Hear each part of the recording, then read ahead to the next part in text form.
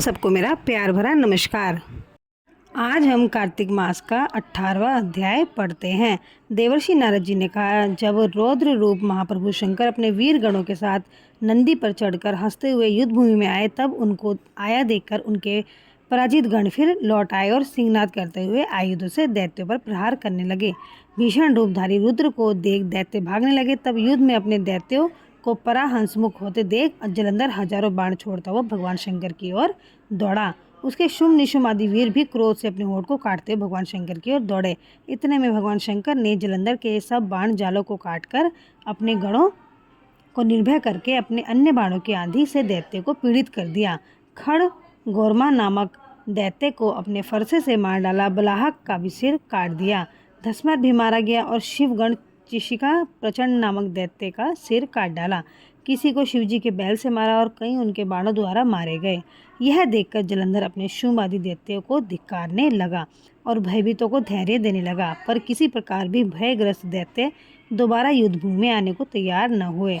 दैत्य सेना ने पलायन किया। तब महाक्रोध जलंधर शिवजी को अपनी ओर ललकारने लगा।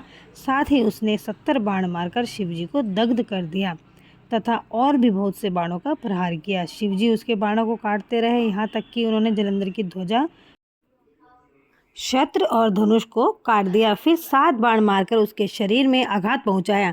धनुष के कट जाने से जलंधर ने एक प्रचंड बाण मारकर उसकी गदा के टुकड़े टुकड़े कर दिए। तब उसने समझा कि यह मुझसे अधिक बलवान है, अतः उसने गंधर्वी माया उत्पन्न कर दी। अनेक गंधर्व और अप्सराओं के गण उत्पन्न हो गए। वीणा और मृदंग आदि बाजों के साथ नृत्य और गान होने लगा। इससे अपने गणों को रुद्र सहित मोहित हो गए। उन्होंने युद्ध बंद कर दिया। फिर तो काम मोहित जलंधर बड़ी शीघ्रता से त्रिनेत्र भगवान शंकर का रूप धारण करके वृषभ पर बैठकर पार्वती के पास जा पहुंचा।